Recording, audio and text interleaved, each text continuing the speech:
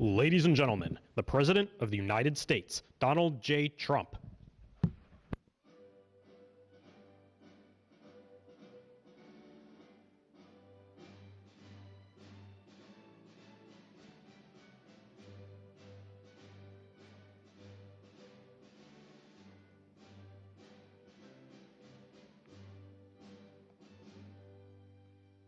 Thank you very much. It's a big day. Very important day for me. Should be important for everybody, including the media. But they don't really cover it fairly, I will tell you that. It's shocking. Please sit down. Thank you. We gathered here today for a truly solemn occasion. Throughout this hall, I am joined by heartbroken Americans who have lost parents, siblings, children, grandchildren, and treasured loved ones to the scourge of illegal immigration led in by the past administration. Millions and millions of people from jails, millions and millions of people from countries that we don't want to know about. Drug dealers, murderers, 11,888 murderers were allowed into our country by the Biden administration. These are the angel families that we love, that for decades our government betrayed and our media totally ignored, and I've seen it. When I first got involved with the angel families, I had a meeting. It was so sad. And they got up and spoke, and the media literally just turned off the cameras. They didn't want to hear them. It was my first glimpse as to what was happening. These are sick people that cover stories like that, or that don't cover them, which is worse. Everyone in this room not only suffered an infinite loss, they were the victims of politicians who put the comfort of foreign criminals before the safety of American citizens and American patriots.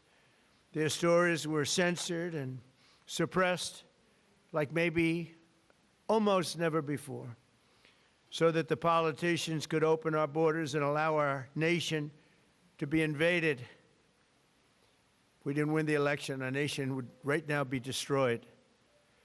But under the Trump administration, their suffering is forgotten no longer. In just a few moments, I officially sign a proclamation that I've been waiting to sign for a long time, including my first administration. There were so many different legal roadblocks, it was incredible. We got it done, and I'm doing it today. February 22nd is going to be National Angel Family Day. Very important. So many incredible family members and friends, parents and children. On February 22nd, 2 years ago, a brilliant 22-year-old nursing student named Laken Riley went out for a run on a college campus in Georgia. Laken was viciously attacked, brutally beaten and murdered by an illegal alien gang member who the last administration heartlessly released into our country. No problems. Let them in. They let in everybody. They didn't check anybody. They let in everybody. Among the first bills I signed into law after taking office last year was the Laken Riley Act. I'm so proud of it.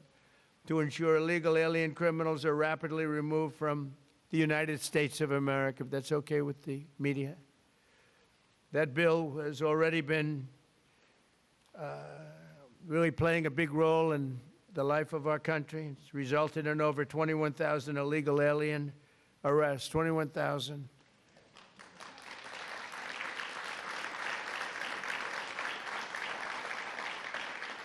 We're joined this morning by Laken's parents, who I have gotten to know. These are incredible people. And I want to ask Laken's mother, Allison, to please come forward and say a few words, please.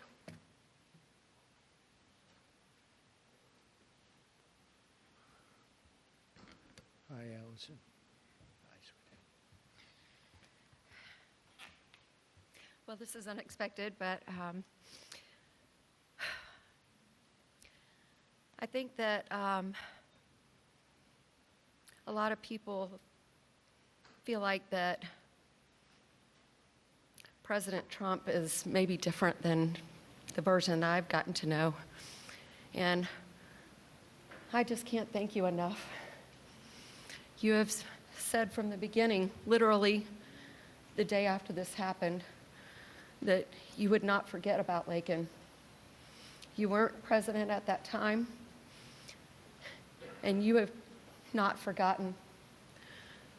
You have fought a fight that most people would not want to have to fight. Most people wouldn't. They would just say it's just easier not to do this. And President Trump you are doing a thankless job that most people just wouldn't do. And I just can't thank you enough. There are just not enough words to say. Because if you've lived the nightmare that we have lived, you understand the importance of the job that he's doing and securing our nation and fighting for our families. Because this could be any family. This happened to my family. This could be any one of your families. And Laken was the most responsible, hardworking, kind, selfless, beautiful Christian. And she wasn't somebody that put herself in bad positions. She didn't make bad choices. She was just a good girl. And she just wanted to go for a run that morning after she'd gotten up at 4 o'clock the morning before to decorate her roommate's door for her birthday. And she did everything for everyone else. She expected nothing in return. She just wanted to be a good friend and a good sister and a good daughter and a hardworking nurse. She was working so hard for.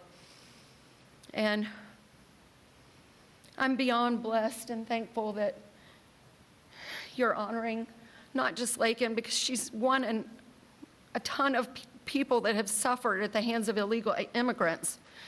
She's not the only one. And so thank you for honoring all of them, not just Laken. And we're just beyond grateful. Thank you. Thank you so much, Joe. Thank you.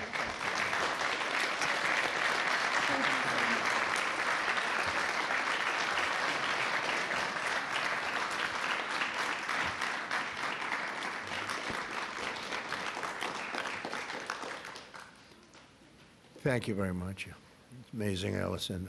You have to go through this. Doesn't get that much easier, does it? Right? Even with time. It's been a while now, and it doesn't get that much easier. But I want to thank you for your incredible courage. We're all courageous in a sense. Everybody in this room is courageous. And we're willing to tell the story. And that, I don't know why the news doesn't want to hear it. The Democrats don't want to hear it. The radical left, they don't want to hear it. What's not to hear? We want to stop murderers and criminals from coming into our country. I watched the mayor of Minneapolis. I watched these people saying, we want to protect murderers. I don't get it. Something's sick. They're sick. Can't have a country like that. So we appreciate the bravery of everybody in this room, actually. And Christy, I want to thank you, and I want to thank Tom in particular for, we have a border that's 100% closed now. 100%.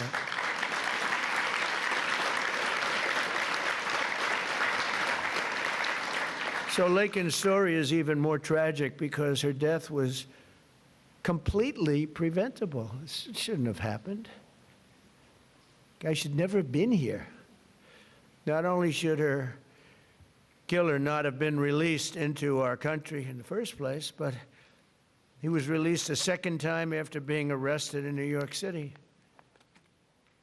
Here today is a great gentleman, the police officer who arrested that illegal alien, only to watch him be set free to kill. I mean, he was arrested and they let him go free. They knew he was trouble, big trouble. Many of them are like that. They release him knowing it's going to kill again, but they released him and set him free to kill Laken. So I'd like to have Ethan Carreri come up, please. He's a great, highly respected police officer, and you could explain what happened. Come on up. Thank you, Ethan. Thank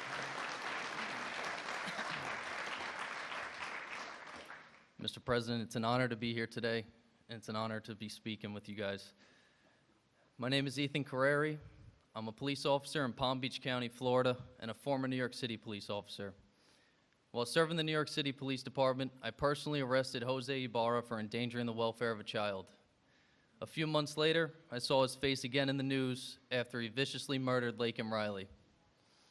I did my job. I put him in custody. The system failed. No detainer, no accountability, no deportation, and an innocent American life was taken. If you enter our country illegally, there will be consequences under this administration. The American citizens must always come first. To Laken Riley's family, your loss should have never happened. We owe it to you and every American family to enforce our laws, secure our border, and protect innocent lives. Mr. President, thank you so much for having me here today, and thank you for all you've done for our country. Thank you. Thank you. Great job. Thank you very much. I notice you left New York to come to Florida. It's in a way, it's too bad, right? But you couldn't take it anymore. They don't let you do your job. But thank you very much, Ethan. Great, highly respected person. I have to do a little checking before I introduce people, otherwise I get in trouble. Sometimes I introduce people and they say, "Sure, did you know this or that?" But you checked out very, very well. Wow. Stories like Laken's are one more reason why my administration will do everything in our power to end the scourge of sanctuary cities once and for all. They protect criminals. Why do people fight? They protect criminals with a vengeance. They fight for these criminals like murderers. They're protecting murderers. They fight for them so hard. There's something wrong with them. We're joined today by so many angel families who are grieving a terrible loss. They've gone through hell. Steve Ronnebeck was the father of 21-year-old Grant Ronnebeck, a beautiful guy, who was shot and murdered by an illegal alien while he was working behind the counter of a convenience store in Arizona. He was working behind the counter. Steve, would you please come forward? We'll talk about your boy. Thank you very much. Thank you, Mr. President. Good to see you. You know, I spent some time with President Trump in his first election. President Trump talked about Grant even before he was elected in 2016. And finally, we had hope. We had hope that it was going to end. I was just talking to Secretary Noem that we all sat around a table one day during one of our visits to Washington. And again, the word preventable came up. All these deaths at the hands of illegal immigrants are preventable. They could have been stopped. We could have done so much more, unfortunately, at the hands of an election that we question. Somebody took their foot off the brakes and put their foot on the accelerator to let these people into our country. And it wasn't just regular people, it was criminals, it was murderers, killers, rapists.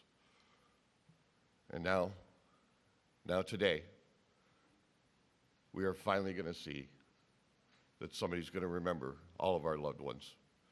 They're going to remember the names, and they're going to remember what we've all been through. Thank you, Mr. President.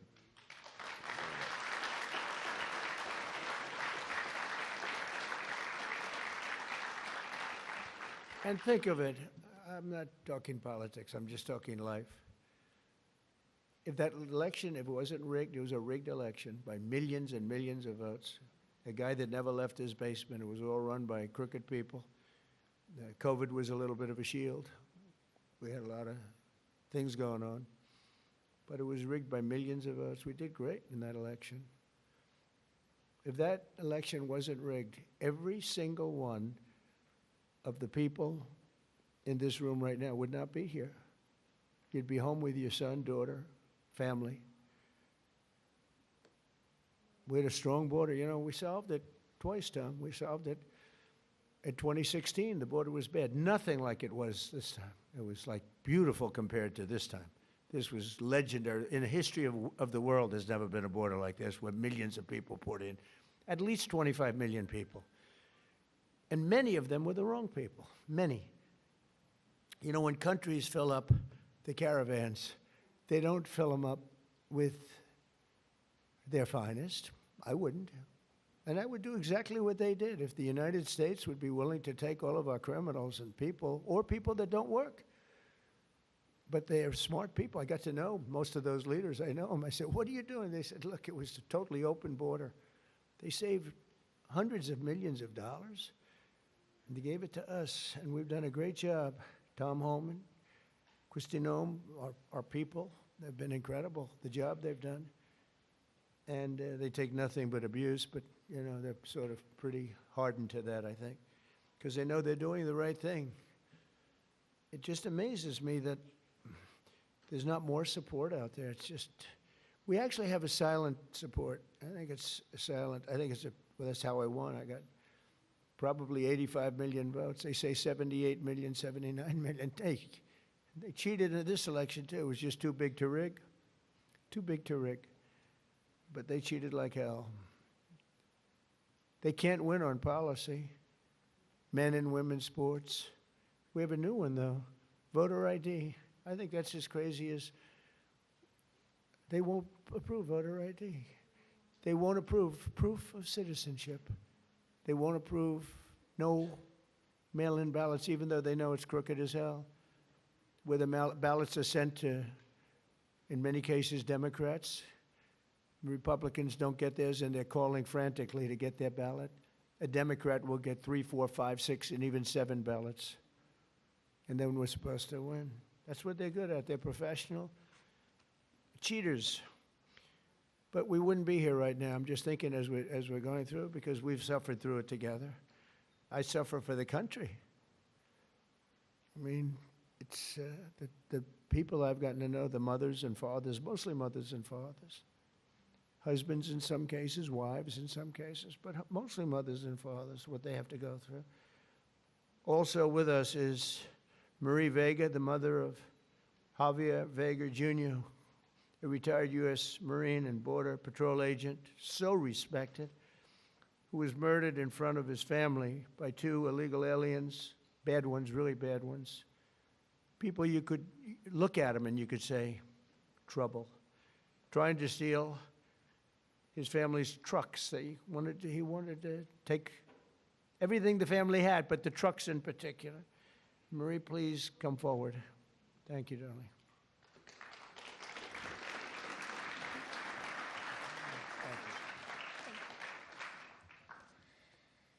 President Trump, on behalf of my family and I, thank you for hosting this beautiful remembrance in honor of our loved ones who were killed by illegal aliens. As you said, August the 3rd, 2014, my husband Javier, my son, Marine and Border Patrol agent Javier Harvey Vega, his wife, 2 of his sons and a friend, and I were fishing in Santa Monica, Texas. Within minutes of settling in, we were ambushed by 2 illegal aliens with many priors. Without warning, they jumped out of their stolen vehicle with guns that were not supposed to be in their possession in an attempt to steal 2 4-wheel drive vehicles. While trying to defend us, Harvey was shot in the chest and killed. My husband, Javier Sr., was shot in the back. Remember, you all, children were there fishing with their friends, and they just kept shooting You could hear the bullets just whizzing past you. Javier Sr. returned fire with this weapon, and I grabbed the AR that Harvey had attempted to defend us with, and I returned fire as well. Had we not fired back, they would have killed everyone there, including the children, so that there wouldn't be any witnesses. And they killed an amazing man, a loving and honorable dad and husband. Thank God we have you in office. Without you, America and the world would not know the consequences of open borders.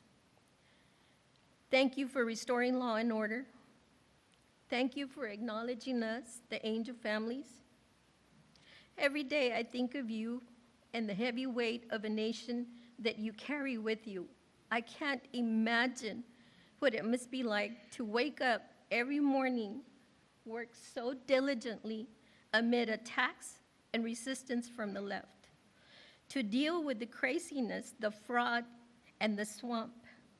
But you get it done day in and day out, all while finding solutions to making America great again. You absolutely amaze me. Please know that we see it, and we, the masses, your constituents, are behind you 100%. When you were elected the first time, for the first term as president, I remember saying to my boss, this is exactly what this country needed, a businessman. You did an outstanding job then, and although you were cheated out of the second term, by the way, you won that election as well, and we know it. I knew the third term was going to be epic, and here we are, mega. Before I end this, I have to share a sweet story with you about my daddy. He absolutely hated the way people treated you and attacked you. On your third run for office, he said to me, "Mijita," which means my little daughter in Spanish, "Can you check to see if I'm up to date and still registered to vote? We need to make sure President Trump gets into office." I said, "Of course, Daddy." And I did, and I checked, and he was registered to vote. We lost a great man, April the 3rd of 2025, and that would be my daddy. Again, thank you for everything. Thank you for backing Border Patrol and ICE and backing these families. Thank you so much. I love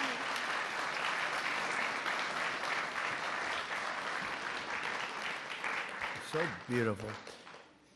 You know, I was thinking as you were saying that running again for a third time after having gone through what we went through the second time, which was so horrible, so much cheating, so much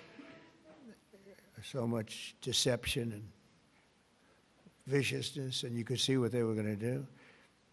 And I'm here now, and it's a much more powerful term than my second term would be.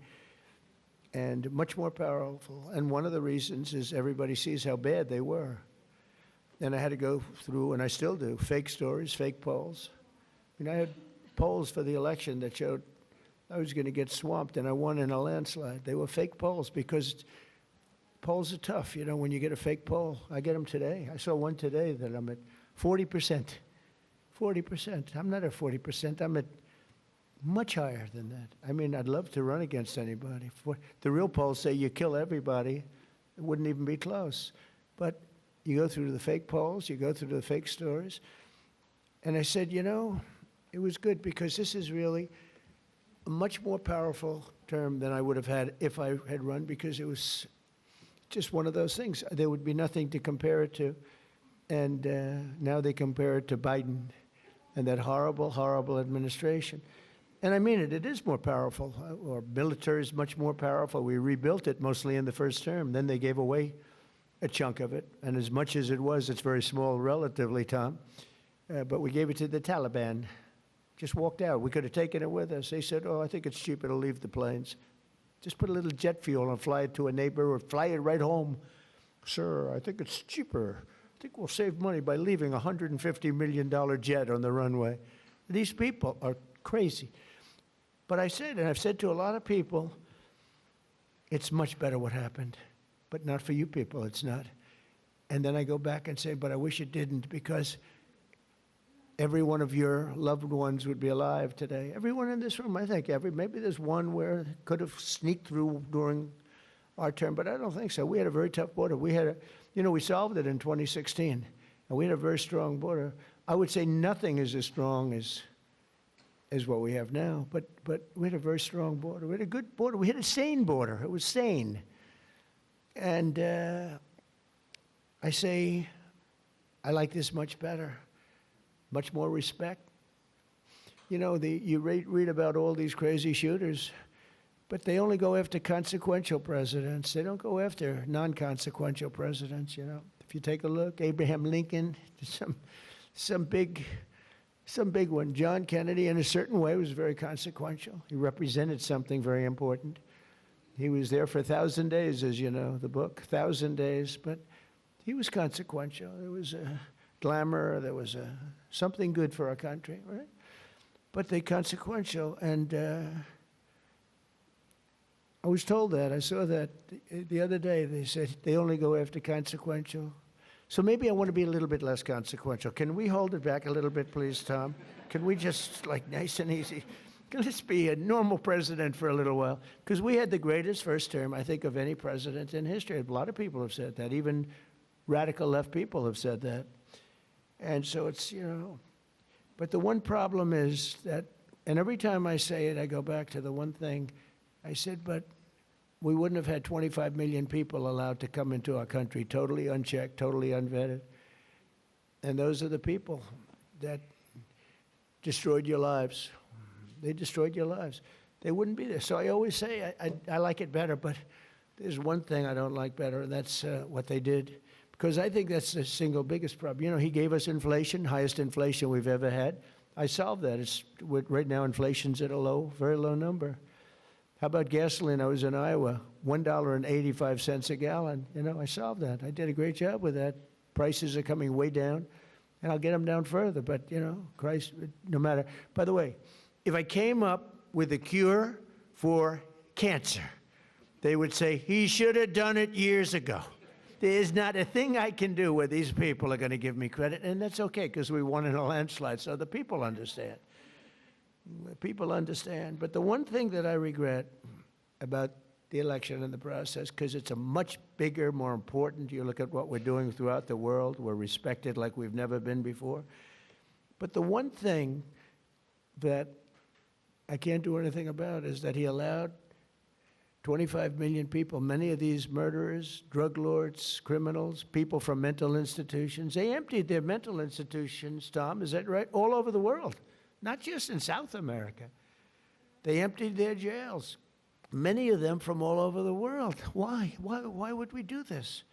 And they walk in, nobody even asks for, do you have an identification? Do you have an ID? It's so crazy. The mayor of New York, and he's a very nice person. I met him, but his ideology is not too good. But we're having a massive snowstorm right now, and I've heard that he's asked people to come out and help shovel the snow.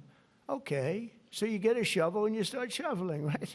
What the hell, you're not gonna help too much, but you can help. And hello, darling, how are you? Noah, right behind you, look, my friend, right? Are you okay? Yes, you. Are you okay? Are you okay? Good. Good. Are your eyes okay? I gave her money to get her eyes fixed. A lot of money to get her eyes fixed. That doctor ripped me off, but that's okay. And when do you go?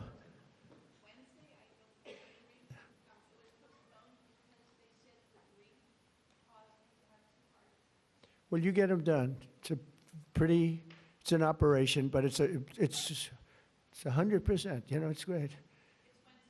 Good. You're going to have 20/20 vision. She's almost blind, cataracts. She's almost blind.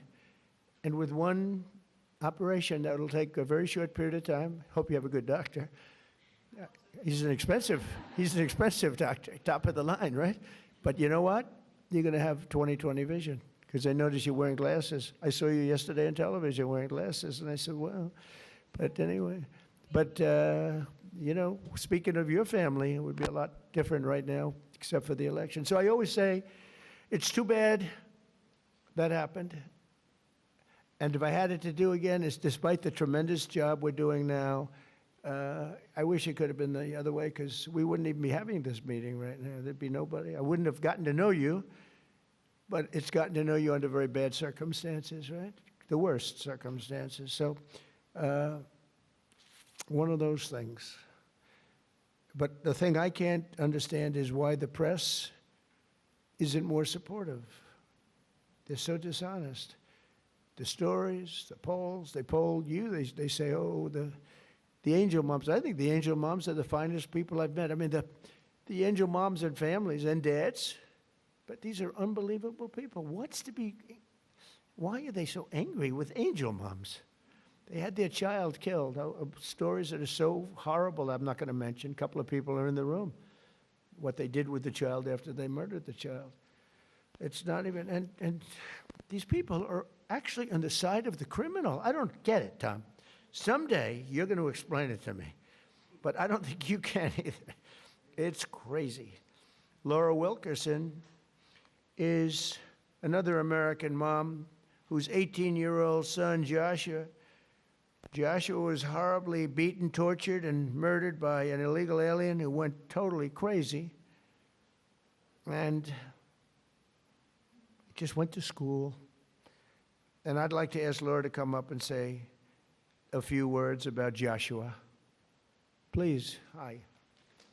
Another one of my friends, one of my original friends, right? Thank you so much for having me today. My name is Laura Wilkerson, and I want to thank everybody for their help in gathering us here, the American Border Story and the White House, and all of your helpers. I thank you for that. I met a man about 11 years ago who was running for office, and he sat with us a couple of days, and he watched as the tears rolled down my face as I told him the story of how our youngest son, Joshua, was brutally beaten, tortured, strangled to death, and his body set on fire. The man next to me was President Trump. He never, ever looked away from my pain. He looked me straight in the eye, and he said, "I will never forget the story of your sweet son, and I will never give up fighting for the American family." I looked at him and I believed him. And here we are these years later, and you can tell all of the work he's done. He's never missed a day of fighting for the American family. I don't know if I've ever met a man who is more interested in this country and running his country and getting it back in shape. And I'm so grateful for what he does every single day. I can't even pretend to understand the spiritual battles that swirl around the office of the presidency and the man who owns that office. I would ask that God breathe a fresh breath of air through this administration so that he can calm those spiritual battles and allow our president to continue to do the hard work. Jesus works on my family every day, still healing us today. And I am just so incredibly grateful for the man who's in office, who never quits. He is sidelined so many times, but we know the man, Jesus, who can take care of that. And we pray today in his name that he will sweep through this country and make it right again. Thank you so much for having me. Thank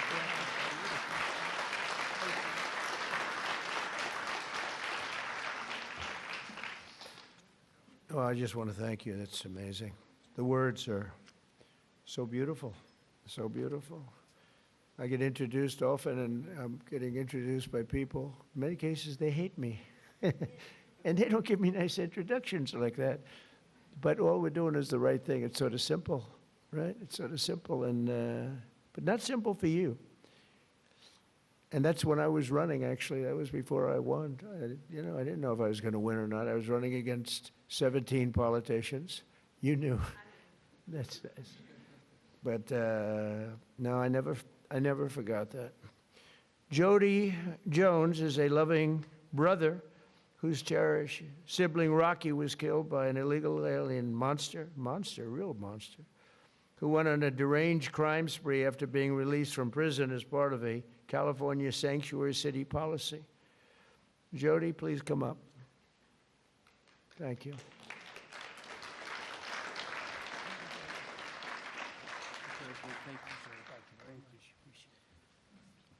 Well, I have this speech, but I'm not going to give it. What I'm going to tell you is from my heart.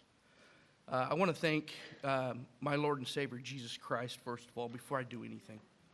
I want to thank the American Border Story, and I absolutely want to thank President Donald J. Trump. Thank you, sir, for putting America first and putting these angel families first and letting everybody know their stories, because we matter.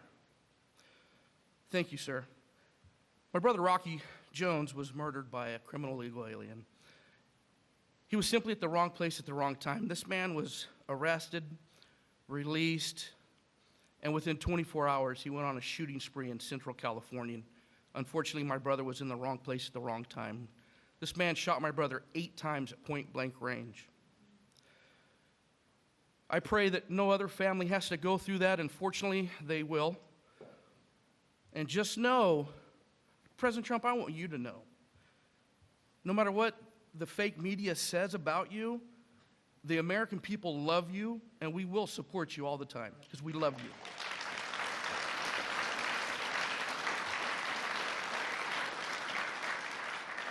I'm sick and tired of hearing these Democratic politicians stand up on these podiums and say how sorry they are for seeing these criminal illegal aliens being ripped apart from their families.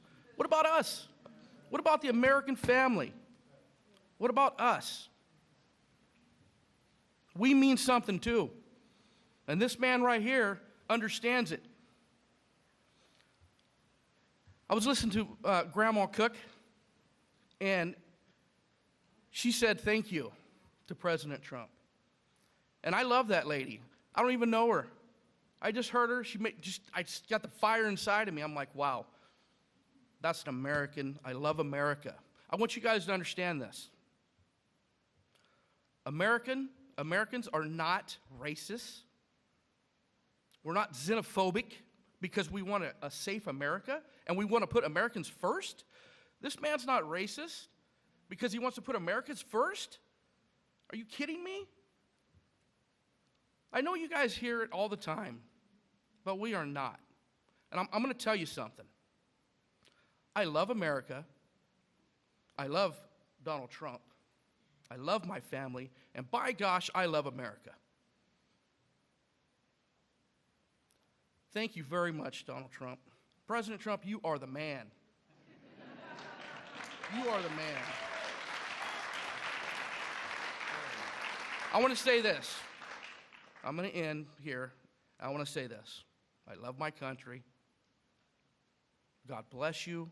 God bless Donald Trump. And God bless America.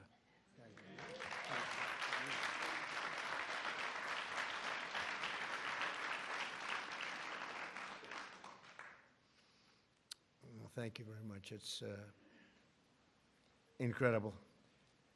I want to now introduce somebody that I get to know pretty well. We just had a little discussion. Wonderful mothers, Patty Morin, who lost her beautiful daughter Rachel, and Tammy Nobles, who lost her daughter Kayla. Your daughters would be unbelievably proud, and they are as they look down. I'm sure they're looking down. And they'd be very proud of you, and they're thanking you right now for your courage. You've gone through a lot. Know you. And I just have to recognize some of the families. I mean, the families that are here this morning, I know many of them, not all of them. And you know, it grows at a pretty strong level, nothing like it was in the past. You remember when, during the campaign, Biden would say, and then I guess Kamala, it's the same thing, same ideology, same level of intelligence, I think. But she would say, and he would say, no, it's wonderful to have the people come into our country. These are fine people, these are nice people, and they don't commit crime. And I called Tom home and I said, what's the story on that? Because I think they're really violent. And Tom would say, these are the most violent people in the world. They're coming in. These make our, I remember you said, these make our criminals look like choir boys. And you know what? You were right. You were right. But I want to thank those two people because what they went through. And I want to recognize all of the families here this morning who have lost loved ones, a lot of families. Thousands are not here, and they're feeling just the way you do, sad. And continue to fight. You know, they say time helps, but I've seen some people, and the time isn't not helping that much. Time, they say it heals all wounds, but it's not. Do you feel better now or the same? You know, you got to feel a little bit better. You got to let it, but it's not like the phrase, wonderful phrase, time heals, like everything's going. Excuse me? Yeah, I know. We'll continue to fight, though, and we'll stop this horrible situation, and we have stopped a lot of it. A big thing, you know, you saw that murders are down for the most in 125 years. That's before my father was born in 1905. 5 years before my father was born. My father was great. But so in 1900, 125 years, the murders, the lowest rate. You know why? Because I closed the borders, and we got a lot of people out. It's not just closing, we got a lot of people out. Washington, D.C. is now a safe place. We don't want to close the borders with them in here. We got a lot of them out, and we got many of the worst ones out. We go for them first.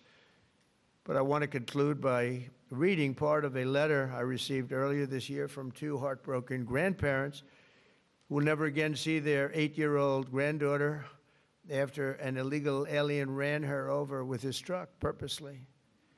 They wrote to me, we are hurting so badly and now know that the hurting in our family will never go away. It never, ever will go away.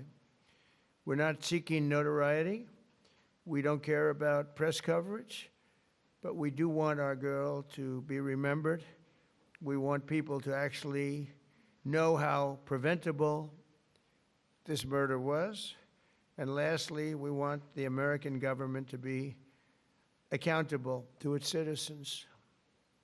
True, they should be accountable for what they did. That's my administration, and I will tell you, fighting, and we're fighting so hard. All of them, everybody together is fighting. We're putting American citizens first. We're defending American lives. And we're fighting for every angel family. Angel families are beautiful families. They're beautiful families. That was my first, early on when we first met, that was my first, I didn't know about angel families, you know. I never did this before, right? I was building buildings and things.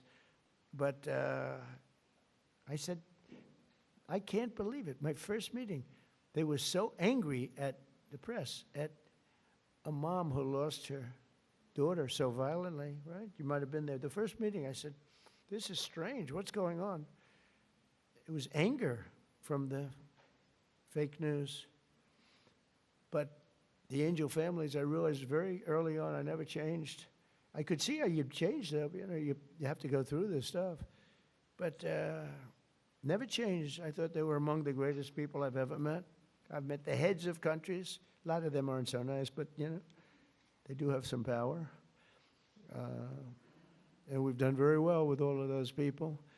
But among the finest people I've ever met are the people in this room and people, many people outside of this room. I know many, many more than just in the room. But we restored our border, and that's now totally secure, and our country is at the safest level it's been in many, many years. How could anyone possibly say we want open borders, knowing, especially, let's say you did that because you're foolish or stupid or something, and you did it, but after a couple of weeks, you're going to know that the people coming here, if you're running a country, you want to send your bad people out. That was the way I looked at it. I didn't know anything about it. I ran for office, but I have a lot of sense. And I said, well, open borders is no good because if I'm running the country nearby or far away, I had no idea how far away. They came from the Congo in Africa. They came from all over, not just South America. Congo let vast numbers, hundreds and hundreds, and probably thousands of people out of jail. They brought them through Mexico and they dropped them into our country. But you would say that common sense, well, and I said it right from almost the first day. I said, how could you have an open border? All the countries are going to be dropping their prisoners into us. That's exactly what happened. And mental patients and others. So we have a country that's now doing well. We have the greatest economy we've ever had. We have the most activity we've ever had. I'm making a speech tomorrow night, and you'll be hearing me say that. I mean, it's going to be a long speech because we have so much to talk about. But Americans like Laken and Grant and Javier, Joshua, Rocky, Rachel, Kayla, these are great people, and we're never going to forget them. I'll never forget them. I don't know how long I'll be around. Got a lot of people gunning for me, don't I? Huh? But I will not forget them. I'm never going to forget them.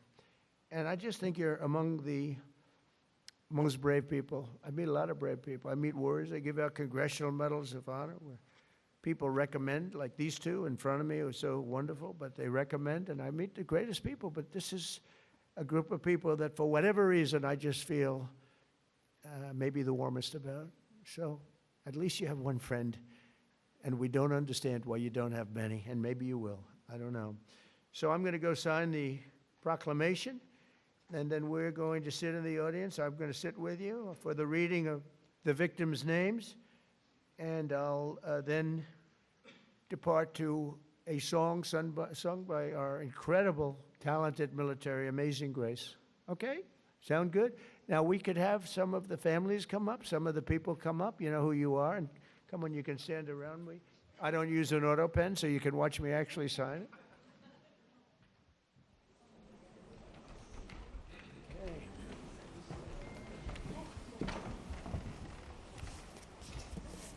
We'll do this the right way.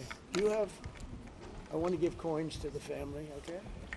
Could I had one for you, and I couldn't bring anything inside. I know, Secret Service, well, you'll get it to me. Say hi to Trump. Emma? Hi, Chuck. Hi, sweetheart. Little Emma. Oh, hi, Emma. Little Kayla. Very good, beautiful. Yeah. Okay, you ready, Emma? We're going to sign this, okay? Okay.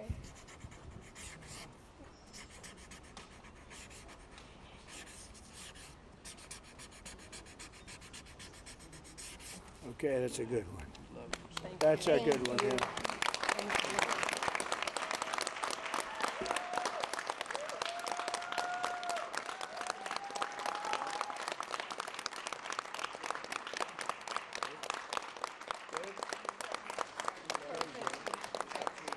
Thank you very much. Thank you. Thank you very much. You take care of yourself. You can hold that. At least for a little while before. I'm not taking it.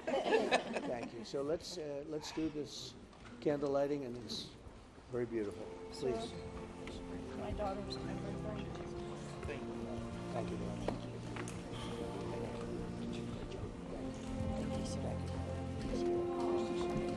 I can't tell you how much I love Take you. care of yourself. Okay? It's This is Vince, this is Tyler. Yes, sir.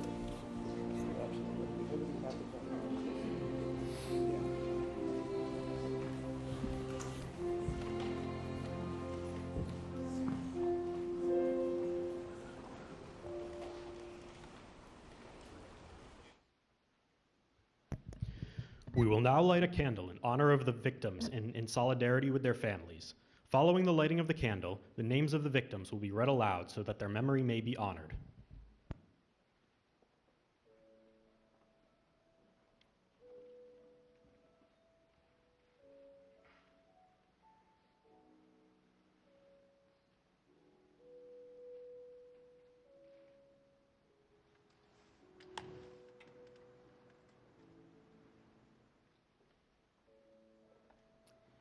Katie Abraham, Chad Eistrup, Austin Babcock, Megan Elizabeth Ida Boz, Jesse Bird, Liam Cantu, Michael Clayton, Gail Clayton. Sander Cohen. Piers Corcoran. Ronald De Silva. Jackson Davis. Christopher James De Leon. Joseph Di Tommaso. Marshall Dova. Brady English. Shaylee Estes. Lacey Marie Ferguson. Maura Garrity. Tristan Gray. Kayla Hamilton. Aaron Joshua Hampton. Brady Heiling. Susan Hine. Haley Helgeson. Kyler Holbein. Gregory Hamala. Gabriel Kaleshi Isiguzo Jr. Rocky Paul Jones. Shane Jones. Stephanie Kaufman. Haley King. Amy Courtlang. Ryan White. Brian Moss. Robert Mopin. Lisbeth Medina. Brandon Mendoza. Brandon Michael. Dominic Montoya. Jonathan Moody Jr. Reuben Morfin. Rachel Morin. Krisha Odette.